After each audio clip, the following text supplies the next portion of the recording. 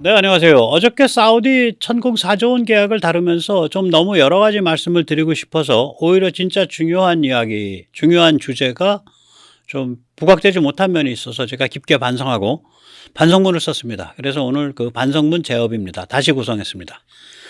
그 사우디 리야드에서 열리고 있는 방산쇼를 맞이해서 미리 이제 작년에 맺어놨던 두어 달 전에 맺어놨던 천공 계약이 전격 공개됐죠. 예, 천공투 미사일을 사우디가 32억 달러, 예, 4조 2,500억을 계약한 그런 게 발표가 됐고, 또 앞으로도 한 10조 정도까지 늘어날 것이다. 뭐 그런 얘기가 나왔습니다. 이게 이제 가지는 의미는 굉장히 큽니다. 예, 한국이 유럽 찍고 그다음에 중동 찍고 인도 찍고 동남아 찍었으니까 사실은 이 한국 자체도 굉장히 그 글로벌 군사지정학의 핫스팟인데, 다른 4개의 핫스팟을 다 이제 다 찍은 그랜드 슬램을 달성한 겁니다. 군사지정학적으로 엄청난 의미를 가지고 있는 거죠. 이 사정을 좀 살펴보겠습니다. 먼저 세뇌 탈출 자유구독료 부탁 말씀 올립니다. 아시다시피 세뇌 탈출은 광고가 잘 붙지 않습니다. 붙더라도 천천히 붙는 경향이 있습니다. 도와주시면 보다 좋은 컨텐츠로 찾아뵙는 데 커다란 힘이 되겠습니다. 감사합니다. 이게 MSM2죠. 천공투. 이게 이제 첫째 특징이 이제 공용 시스템의 가격이 쌉니다. 예, 공용 시스템이라 그러면 이제 그 통제 차량, 그 다음에 레이더, 그 다음에 발전기, 그리고 이제 발사 차량까지도 포함되죠. 예. 그런 걸 공용 시스템이라고 하는데, 물론 발사 차량 대수가 몇 대냐에 따라서 좀 다르지만 추정컨대 1억 1천만 달러 정도가 보통 공용 시스템 비용이 아니겠냐, 그렇게 생각이 됩니다. 패트리어트는 거기에 거의 4배입니다. 4억 달러입니다. 이거는 미 의회 조사국의 발표입니다. 그럼 이렇게 공용 시스템의 비용이 작으면 최소 규모 분산형을 구축할 수 있죠. 그러면 좀 더 유리합니다. 어차피 국지 방어이기 때문입니다. 또 이 천공투, MSM2에 대해서 패트리어트 MS2에 비해 요격 고도가 낮다. 그래서 좀 처지는 물건 아니냐라고 말할 수는 있지만, 이거는 약점이라기보다도 특성입니다. 왜냐? 어차피 중층 방어해야 됩니다. 그래서 좀 더 높은 고도에서 맞출 수 있는 녀석하고 이 MSM2 천공 레벨에서 맞출 수 있는 건 한 15에서 15km 고도에서 맞출 수 있는 게 함께 작동해야 됩니다. 표에서 보시다시피 공용 시스템의 그 가격이 두 번째 줄이죠.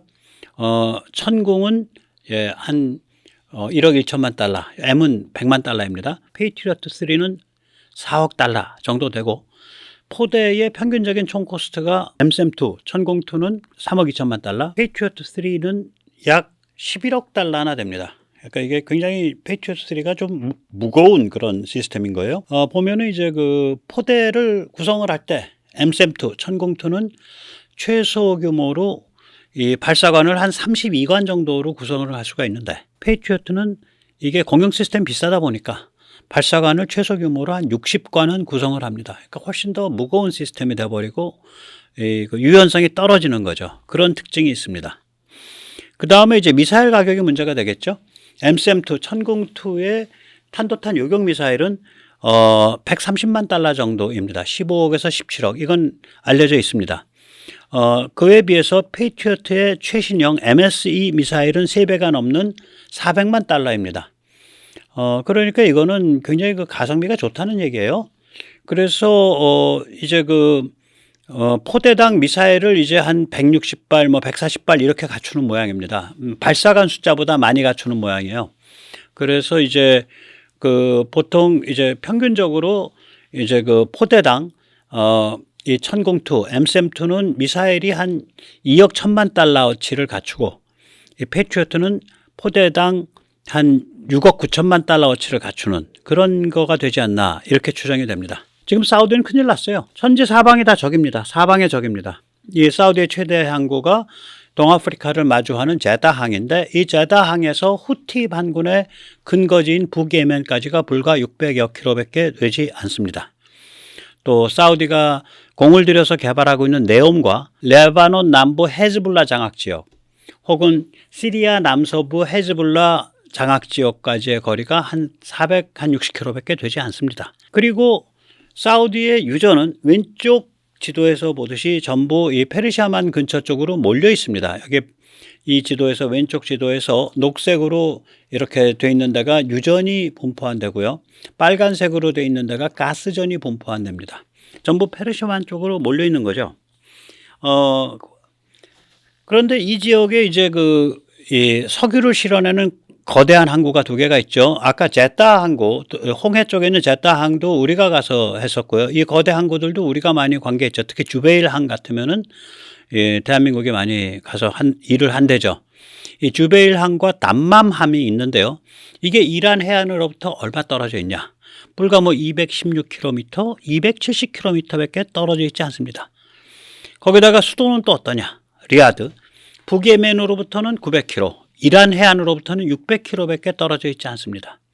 그러면 이걸 다 이렇게 해서 보면은 이게 다 1000km 이내인 거예요. 네옴은 시리아 그 서남부 혹은 레바논 남단으로부터 한 460km, 제다는 북예멘으로부터 600km, 그 다음에 수도 리야드는 북예멘에서 900km, 이란에서 600km, 또 최대 항구인 주베일과 담만은 이란으로부터 216, 270km. 사방에 적들이 디글디글한 거, 이 적들과의 거리가 짧은 건 216, 긴 거라 그래봐야 900km밖에 안 돼요. 그런데 이 북한이 이게 글로벌 전국국 깡패 아니겠습니까? 북한이 최근에 이제 미사일 발사 실험을 했었죠. 1월 달에. 1월 14일 날 했었죠. 그때 1000km를 비행을 했죠. 그 탄도미사일이. 그런데 우리가 그때 주목해야 될 점이 뭐냐면은 이 최대 고도가 100km를 넘지 않는, 즉 굉장히 납작한 탄도, suppressed trajectory였습니다. 그거를 굉장히 주목해야 됩니다. 이 1000km를 최대 고도 100km가 안 넘게 보낸다. 전국국 깡패가. 그러면 이게 이제 지역국 깡패들한테도 이 기술이 다 가 있다는 소리잖아요. 이란한테도 가 있고. 이란에 가 있으면 이제 후티나 헤즈볼라에 갈 수가 있다는 얘기죠. 이러한 납작탄도가 되면 이제 고라파집니다. 낮은 고도를 날아가기 때문에 상대적으로 공기가 존재합니다. 희박하게나마. 그래서 조정면이라고 불리죠. 꼬리날개 이런 얘기를 안 하고 컨트롤 서피스, 조정면이라고 부릅니다. 이 조정면을 사용해서 쉽게 기동성과 조정성을 높일 수 있습니다. 그래서 골아픈 물건이 되죠. 그래서 국내 언론이 또 북한에서 우리 극초음속을 개발했습니다. 북한이 극초음속을 개발했습니다. 이런 호들갑을 떨었죠. 이거 극초음속 아닙니다. 그러니까 극초음속 활강체 Hypersonic Gliding Vehicle HGV가 존재하지 않습니다. 극초음속이 아니라 납작탄도 미사일이에요. 근데 1000km를 가니까 이게 골아픈 거죠. 그러면 아까 그림에서도 보셨듯이 사우디의 지금 어떤 중요한 지역들이 전부 이란과 북예멘으로부터 900km, 600km, 200km 이거밖에 안 떨어져 있는 거예요. 그래서 사우디는 납작탄도에 대비하는 걸 엄청나게 투자를 해야 돼요. 그런데 전 세계에서 납작탄도 미사일에 대한 방어에 목숨 걸고 진심인 나라가 있어. 그게 바로 한국이네. 그래서 한국과 이게 딱 궁합이 맞는 거예요, 이제. 예. 이 한국은 중국, 북한에 대해서 중심이 짧죠. 또 중국, 북한은 한국에 대해서 중심이 짧아요. 그러니까 피차 맞춰야 서로 간의 약점을 잡고 있는 거예요. 한국은 이걸 이제 방어를 하려고, 중국, 북한에 대해서 중심이 짧기 때문에 그걸 방어하려고 납작탄도 방어에 특화되어 있습니다. 지금까지 돼 있는 거는 이제 국산 KAMD, 국산 이제 미사일 방어로는 지금 이제 천공투, MSAM2죠. 이게 이제 고도로, 까만 글씨가 고도죠. 10에서 20km 정도. 그 다음에 2020년대 말에 LAMD, 우리가 장사정포 요격체계라고 하는데, 이게 뭐냐면은 북한이 악랄해 가지고 이 탄도미사일을, 쉽게 말하면 탄도미사일을 땅바닥에 붙여가지고 쏘는 거예요. 납작탄도로. 이거는 높이서 방어를 못 해요. 이거는 한 5km 고도, 10km 고도 이하에서 방어를 해야 돼요. 그게 이제 장사정포 요격체계라 그러는 거죠. 그래서 장사정포라는 그 단어 때문에 북한에 말하자면 포탄 같은 것도 요격하나 보다. 아니, 포탄을 뭐하러 요격합니까? 원점을 그냥 조져버리면 되지. 우리 포가 훨씬 멀리 가는데. 그 LAMD고요, 이게. 예. 그 다음에 이게 2020년대 말에 오죠.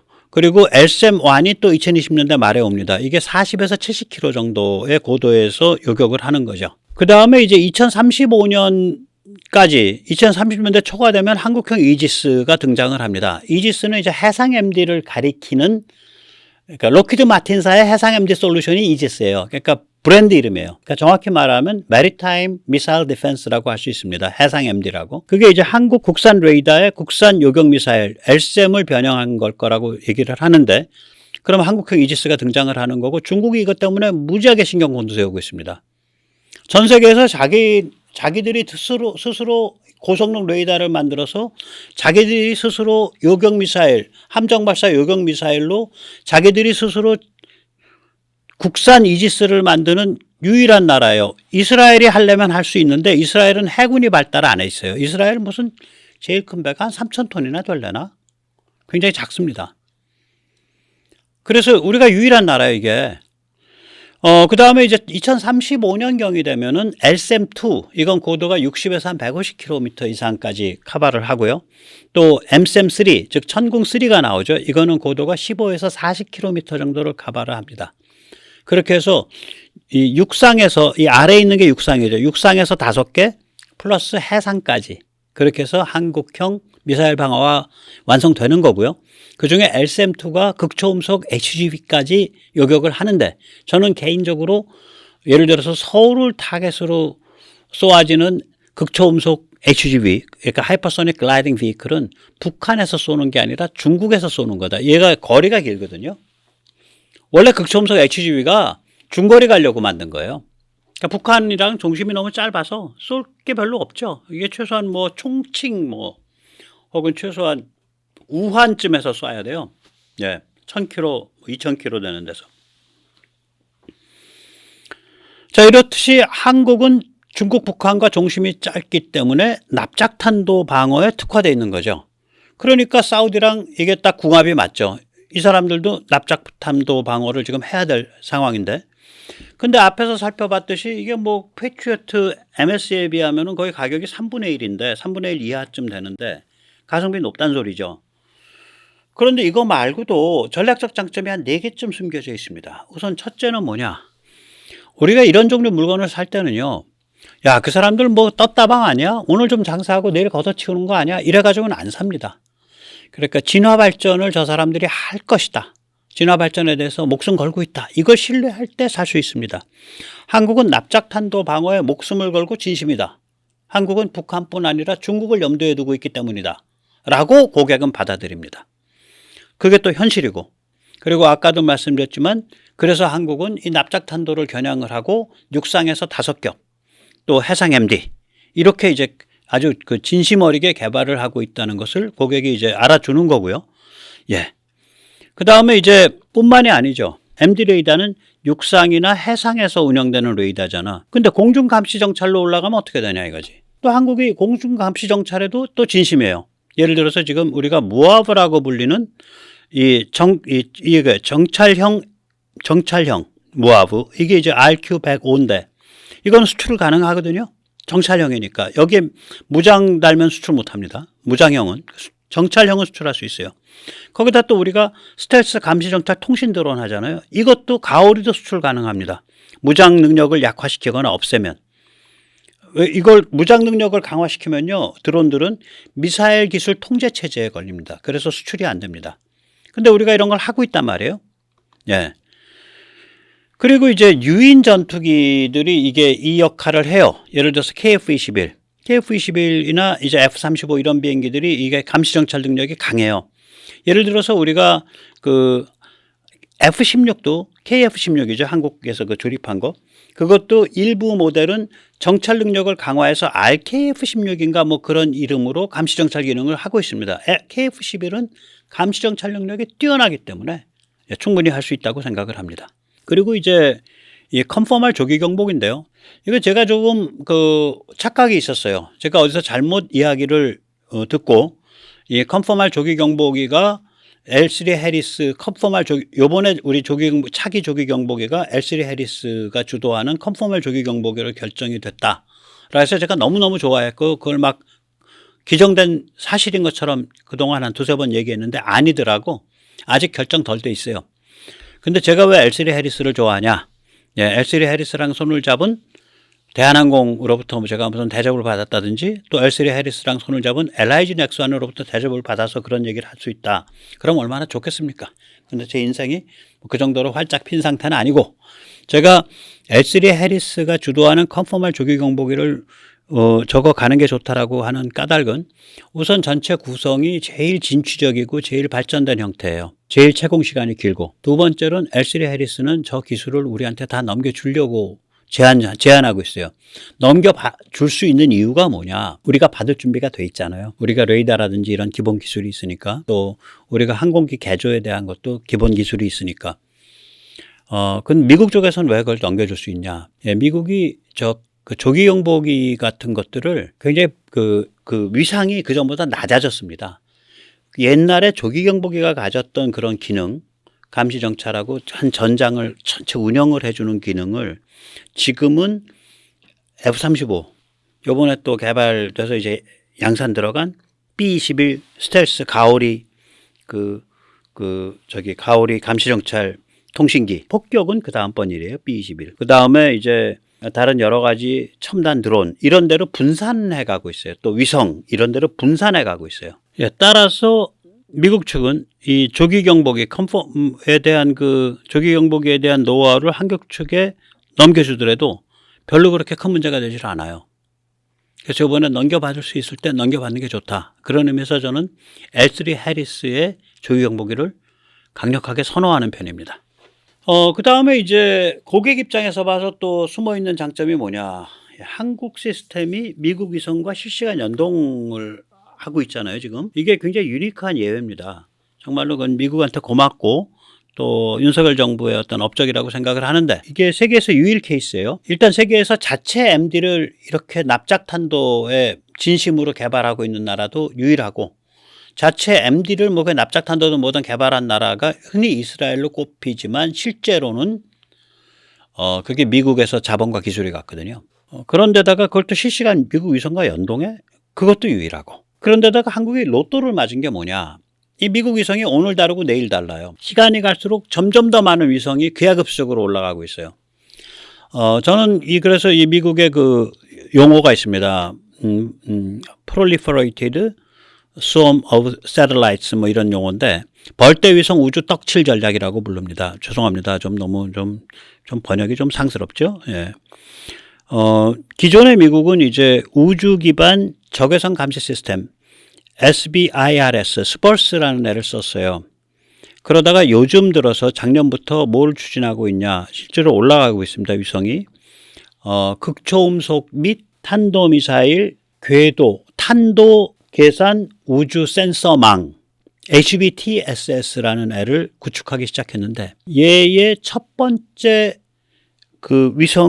첫 단계의 위성의 숫자 목표가 1000개입니다. 이게 대부분 중국을 겨냥하는 건데요. 그래서 미 공군에 이거를 추진하는 사람들이 하는 말이 뭐냐면 중국이 위성 하나를 격추하는 데 쓰는 비용보다 더 싸게 위성을 만들어서 더 많이 올리겠다예요. 그러니까 우리는 미국 위성 정보하고 실시간 연동을 하는데 미국 위성 정보라는 게 시간이 갈수록 점점 더 기하급수적으로 성장하고 있으니까 우리는 그냥 가만히 앉아 있는데 쏟아지는 정보의 질과 양이 달라지는 거예요. 물론 거기까지 우리한테 줄지 모르겠지만 미국 위성은 궁극적으로는 GMTI, 그 다음에 MMTI, 해상 이동 타겟 좌표찍기 거기까지 가요. 위성이. 물론 그 정보까지 우리한테 줄지 모르지만 일단 통할 수 있는 길은 다 틀어놓고 여차하게 진짜 심각한 일이 벌어지면 우리한테 그 정보도 줄 거라고. 자, 이 정도 되니까 이제 고객의 기대, 사우디 같은 고객의 기대는 뭐냐면, 야, 우리도 뭐 한국 못지않게 미국한테 중요한 나라잖아. 우리가 전 세계의 그 원유 수급을 책임지고 있는 나라인데, 그러니까 우리도 한국 시스템을 들여다놓게 되면 언젠가 우리가 미국을 설득할 수 있다면은 결국 미국 위성 정보를 다 받을 수 있을 거야. 뭐 이렇게 기대를 할 수가 있다고요. 굉장히 큰 우리가 좀 도움을 받고 있는 거죠. 미국으로부터. 예. 그 다음에 이제 미국산 미사일과 합동 요격을 또 고객이 기대할 수 있는 거죠. 지금 한미동맹은 미사일 정보 실시간 연동을 하게 했잖아요. 작년 말부터 이게 되고 있잖아요. 2023년 말부터. 미사일 정보가 실시간 연동되면 그 자연스러운 결론은 뭐예요? 미사일 합동 요격이지. 미국 미사일로 요번에 요격할 거야? 위에 40km까지 미국 미사일이 먼저 트라이 해봐. 40km 이하는 그 다음에 한국 미사일에 트라이 할게. 요 구간에서. 이렇게 이제 그렇게 되는 거지. 그러면 이 솔루션이 고스란히 이식될 수 있다고요. 그럼 사우디 입장에서는 미국산을 갖다가 구축해 놨잖아. 패트리어트나 사드를. 이거하고 한국산 사들이는 거하고를 그냥 아주 매끄럽게 이 합동 요격 통합을 할 수 있는 거죠. 이런 네 가지의 그런 그 장점이 숨겨져 있습니다. 우리 한국 MD에. 자, 그럼 미국이 한국을 이렇게 많이 봐주는 게 왜 그러냐? 미국이 특별히 착하냐? 예. 한국 MD를 왜 미국이 지원 지지하냐? 사실 이건 윤석열 정부에 들어와서 일어난 변화예요. 윤석열 정부의 하반기 때 하와이 센터가 만들어졌습니다. 한국과의 통합을 위해서. 물론 겉에 이제 그 뭐라 그럴까? 겉에 명분은 한미일 삼국체제인데 일본은 이제 끌어들인 거고 그냥. 예.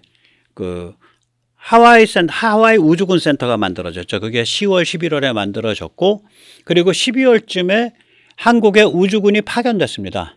그러니까 미국 그 대륙 본토 바깥에 우주군 센터가 만들어진 게 이때 처음이고요. 미국 외에 다른 나라로 우주군 요원이 파견된 게 이게 처음입니다.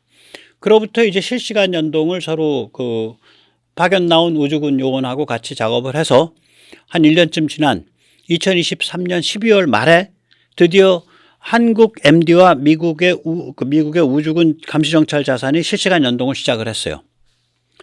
그러면 미국이 윤석열 정부 이전에는 어떤 입장이었냐? 꼭 문재인 때만뿐만이 아니라 그 이전에 박근혜 정부, 이명박 정부 때도 마찬가지인데 이런 입장이에요. 그거 왜 자체 MD 하려고 그렇게 호들갑이야? 그 엉뚱한 짓 하지 말고 그냥 우리 미제 그 패트리어트 사드 사다 써. 이런 입장이었었어요. 미국이. 중국도 미국이 그런 입장일 것이다라고 상정을 하고 야, 너희 미국 MD 편입하지 마. 가입하지 마. 야, 제인아, 와가서 여기 미국 MD 가입 안 한다는 그 산불 그 각서에다 도장 찍어. 이랬던 거예요, 중국도. 근데 실제 일어난 일은 뭐냐면은 한국 자체 MD인데 미국 위성정보와 실시간 연동하게 된 거죠. 근본적으로 미국이 이렇게 한국의 MD 능력을 지지하는 것은 한국 MD 능력의 그 급성장을 지지하는 까닭은 저는 기본적으로 오키나와 미 공군기지, 미 해병대기지, 사세보 미 해군기지, 요코스카 미 해군기지, 요코다 미 공군기지, 미사와 미 공군기지 이런 그 주일 미군 기지에 대한 그리고 그 기본 주일 미군 기지에 대한 납작탄도 공격을 한국에서 인터셉트 해줄 수가 있잖아. 100km 이하니까. 한국의 납작탄도 전용 미사일 가지고 한국이 천혜의 군사적 그 지리적 위치를 갖고 있는 거죠. 이 까닭에 중국이 한국의 사드 배치를 그렇게 기를 쓰고 방해를 하고 한국 롯데 때려잡고 그 한국 기업들 한한령 나고 난리를 부렸던 거예요. 나쁜 놈들이지. 그러면 이거 다 남 좋은 일을 우리가 왜 해주냐. 예. 그렇게 이제 그 옹졸한 마음을 가지면은 대인이 될 수 없죠. 예. 그 마음을 좀 넓게 가져야 됩니다. 우리가 이렇게 일본에 있는 주일 미군 기지를 향해 날아가는 것도 요격을 할 수 있으면 결국 일본에 대해서도 야, 우리가 너희 향해서 날아가는 거 중간에 요격해 줄까 말까? 좀 잘해봐. 잘하면 우리가 요격해 줄게. 이렇게 일본에 대해서도 레버리지를 가질 수 있습니다. 그래서 지금 일어난 일은 뭐냐면 이 세계 시장에서 K무기에 대해서 미국이 바람잡이 역할을 해주고 있는 거 아닌가 혹은 빠트롱 역할을 해주고 있는 거 아닌가 저는 조심스럽게 그렇게 생각을 합니다. 미국의 그런 그 음으로 양으로 보이지 않는 손이 작용을 하지 않았더라면 혹은 미국이 어떤 흑심을 가지고 그 뒷다리를 잡았다면 우리가 폴란드, 말레이시아, 호주, 루마니아, 사우디, 이집트, 캐나다 이런 데에 K무기를 들이밀 수가 없는 거예요. 캐나다 지금 얘기 잘 되고 있거든요. 지금 해군 참모총장이 캐나다 곧 방문합니다. 지금 미국에 있을 거예요. 그래서 캐나다와 군사교류 발전을 논의를 하는데 그때 군사교류라는 게 잠수함 수출, 함정과 같은 방산이에요. 해양 쪽 방산이에요. 결국 준비된 자에게 기회가 오고 준비된 자만 기회를 잡는 거죠. 이건 이제 우리 MD나 항공무기에 숨겨진 얘기를 쭉 드린 거고요. 이게 이제 군사 지정학적인 전략적인 의미는 어떤 걸 가지냐. 시진핑과 푸틴은 이제 한탄을 하는 거죠. 이놈들이 말이야 천지 사방 다니면서 판 조지고 있다, 이렇게 되는 거죠. 지금 중동 인터마리움이 등장을 하고 있는 거 아닙니까? 사우디가 이끄는 아랍권과 이스라엘이 손을 잡고 지중해와 인도양을 연결하는 그런 움직임이 있죠. 벤구리온 운하까지 뭐 뚫릴지 안 뚫릴지 몰라더라도 아무튼 간에 이게 육로는 굉장히 활발해졌고, 이게 이제 아브라함 협정이 이거잖아요. 그런데 이제 사우디 입장에서 이스라엘과 가까워질수록 미국에 대한 상대적 독립성을 열망하게 돼요. 이게 왜 그러냐면 아랍 산유국의 입장에서 미국은 두 얼굴의 존재입니다. 한쪽 얼굴은 치명적 석유 경쟁자이고, 다른 쪽 얼굴은 그러니까 아랍 산유국의 생사 존망을 결정할 수 있는 안보 제공국이에요. 나와 비즈니스에서 생사를 다투는 경쟁자가 나의 생사 존망을 결정하는 안보 제공국이야. 이거 참을 수 있습니까? 그러니까 미국에 대해서 독립성을 좀 획득하고 싶어. 그러니까 이제 중국이나 러시아는 사우디 길대기 잡고 이렇게 하는 거죠. 야, 너희 독립성 획득하고 싶잖아. 그 중국제 무기 써. 아니, 우리 러시아제 무기 써. 이렇게 유혹을 하는 거예요. 거기에 K무기가 퍽 치고 들어간 겁니다. 미국산이 아니면서도 나토 표준 서방 선진 무기고 미국에 대해서 상대적 독립성을 획득할 수 있게 만들어주는 수단이에요. 즉 다시 말해서 K무기는 아랍 산유국이 미국 러시아에 대한 의존을 중국 러시아에 대한 의존을 하지 않고도 미국에 대해 상대적 독립성을 가질 수 있도록 만들어주는 마법 지팡이에요, 이게. 자, 그러니까 시진핑 푸틴 입장에서는 이놈들이 말이야 뭐 유럽 가서도 사고치고 말이야, 인도 가서도 사고치고 동남아에서 사고치고 자기 있는 거기서 당연히 사고치고 있고 이젠 중동까지 사고치네. 경악을 하는 거예요. 이게 그랜드 슬럼인데 하고 나니까 이게 올림픽 마크들하고 5개예요.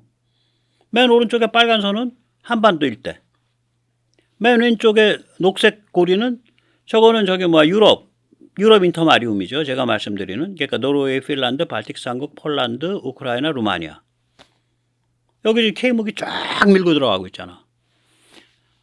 그 다음에 요번에 이제 사우디, 즉 아랍 산유국의 맹주의 제대로 무기가, 그것도 보통 무기도 아니고 뭐 소총, 뭐 실탄, 뭐 포탄 이런 게 아니라 가장 중요한 MD가 밀고 들어간 거 아니에요.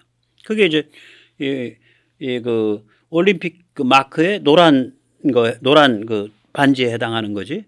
그 다음에 인도는 이제 거기 검은 링에 해당하는 거죠. 거기 밀고 들어갔잖아. 그 다음에 필리핀, 말레이시아, 태국, 뭐 인도네시아, 그 다음 조금 있으면 베트남 다 밀고 들어가고 있잖아. 거기 이제 녹색이죠. 그럼 이게 남태평양에서 중국을 견제하는 거잖아. 그러니까 전 세계 글로벌 군사지정학 핫스팟에서 모두 기여하고 있는 거예요. 동남아 서컨마리움, 인도 아대륙, 중동 인터마리움, 유럽 인터마리움. 그리고 자기 자신도 한반도 일대도 엄청난 그야말로 세계에서 가장 위험한 군사지정학 핫스팟인데 거기서도 딱 중국 겨냥해 놓고서 야, 너희 사고 치지 마. 이러고 있는 거고. 한미동맹에 바탕을 해서. 그러니 참 시진핑과 푸틴을 경악하게 만드는 K 그랜드 슬램이에요. 이게 K 그랜드 슬램입니다. 슬럼이 아니라 슬램이네. 잘못 썼네. 이 5개가. 예, 그래서 이걸 이제 요약을 하면 대충 뭐 이런 말씀이겠죠. 시진핑과 푸틴이 대한민국을 증오하든 말든 그게 걔들 비즈니스고, 우리는 K 그랜드 슬램을 이제 한 바퀴 돌렸으니까 이제 한 바퀴, 2바퀴, 3바퀴, 무한 바퀴 계속 이제 돌리면 되는 거예요. 예. 어쩔 건데, 쥐들이. 매일매일 동료 서방 국가들과 또한 무수한 개발도상국과 전략적 혈맹 관계가 강화되는 거죠. 하루하루가. 적들은 우리를 더 미워하고 더 공포스럽게 여기게 되는 거고, 벗들은 우리를 더 소중하고 더 듬직하게 여기게 되는 그런 보람찬 하루하루가 펼쳐지는 거죠. 그런 의미에서 이번에 사우디의 천궁 계약은 K 그랜드 슬램 순환고리의 완성을 뜻합니다. 예, 오늘 여기까지 모시겠습니다. 감사합니다.